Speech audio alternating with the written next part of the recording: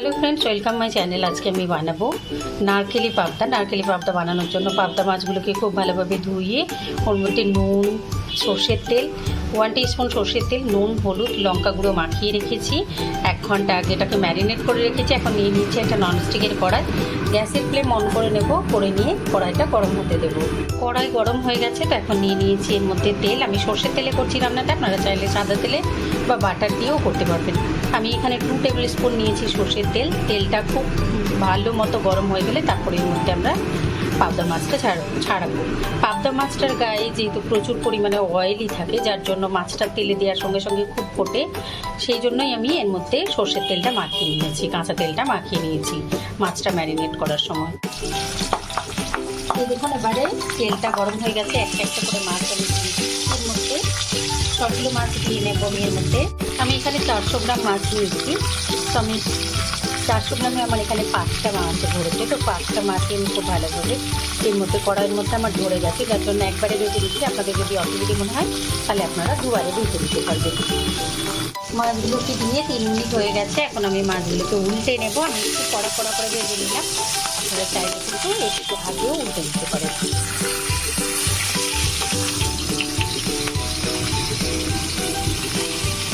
এখন আমি মাছগুলোকে একটু সাবধানে উল্টে, এই দেখুন মাছটা আমি উল্টে নিয়েছিলাম, উল্টে নিয়ে রেখে দিয়েছি। দেখে নেবো একবার উল্টে এই পিঠটাও ভাজা হয়েছে কিনা। দেখুন এই পিঠটাও আমাদের সুন্দর ভাজা হয়ে গেছে। তো এখন আমি তুলে নেবো এগুলোকে। এখন উল্টে রেখে দিয়েছিলাম আমি 2 মিনিট পর এই মাছগুলোকে আমি তুলে নিচ্ছি। এখন এটা ভেজে তুলে নেবার পর ওই তেলের মধ্যেই আমি দিয়ে দিচ্ছি 2 টুকরো দারচিনি, একটুখানি মৌরি, আর দেবো একটা তেজপাতা। এই দেখুন পিষে নিয়েছি আমি। মশলাটা আমাদের রেডি হয়ে গেছে। এটাকে এখন সাইডে রেখে দেবো। 30 সেকেন্ড মতো ফেটে যাওয়ার পরে এর মধ্যে দিয়ে দিলাম আমি আদা, রসুন আর শুকনো লঙ্কার পেস্ট। আপনারা চাইলে শুকনো লঙ্কা গুঁড়োও দিতে পারেন। আমি এখানে 2টো শুকনো লঙ্কা বাটা দিয়েছি।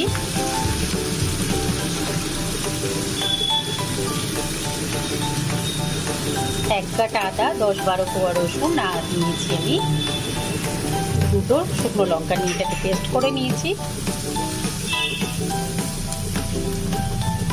এটাকে খুব ভালোভাবে কাঁচা গন্ধ চলে যাওয়া পর্যন্ত নাড়িয়ে নেব। তারপর এর মধ্যে আমরা শুকনো মশলাগুলো অ্যাড করব। মশলাটা ভেজে নেওয়ার সঙ্গে সঙ্গে এর মধ্যে দিয়ে দিলাম হলুদ গুঁড়ো, দিয়েছি আমি জিরে গুঁড়ো আর দিয়েছি নুন। গ্যাসের ফ্লেম লো করে এটাকে এখন আমি 2 মিনিট মতো কষিয়ে নেব। খেয়াল রাখতে হবে মশলাটা যাতে পুড়ে না যায়, আবার খুব সুন্দরভাবে কষানো হয়। এরপরে এর মধ্যে আমরা দেবো নারকেল বাটাটা। আপনারা নারকেলের দুধ দিয়েও রান্না করতে পারেন এই রেসিপিটা। আমি নারকেল বাটাটাই নিয়েছি ডিরেক্ট। তো আমি এখন অ্যাড করে দেবো নারকেল বাটাটা। এটাকে আরও একটুখানি নেড়ে নিই। খুব সুন্দরভাবে এটা থেকে যখন কষা গন্ধ বেরোবে তখন আমরা এর মধ্যে নারকেল বাটাটা অ্যাড করবো। এই দেখুন এখানে আমি পিষে নিয়েছি নারকেলটা। তো দিয়ে দিচ্ছি নারকেল বাটাটা। আর মিক্সির জারটা ধুয়েও আমি একটু জল অ্যাড করবো। তো প্রথমে আমরা নারকেল বাটাটা দিয়ে একটু মিশিয়ে নিই।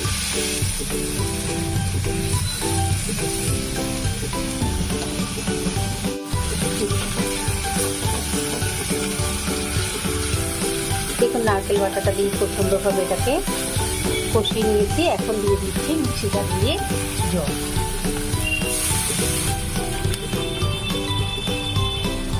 দু মিনিট মতো কষিয়ে নেওয়ার পরেই আমি জলটা অ্যাড করলাম।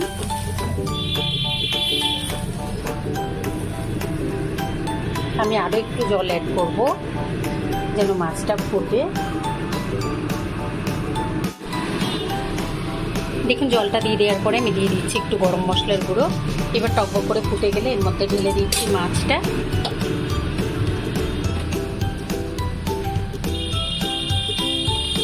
দেওয়ার পর 2টো কাঁচা লঙ্কা চিড়ে আমি দিয়ে দিয়েছি। দিয়ে এবার এটাকে ঢাকা দিয়ে দেবো। দিয়ে এটাকে 5 থেকে 6 মিনিট ফুটতে দেবো। 3 মিনিট পর ঢাকাটা টেনে নিয়ে আমি একটু এগুলোকে মাছগুলোকে নাড়িয়ে দিচ্ছি। নাড়িয়ে দেওয়ার পরে আবারও এটাকে 3 মিনিট ঢাকা দিয়ে রেখে দেবো। তারপর তুলে এটাকে সার্ভ করবো।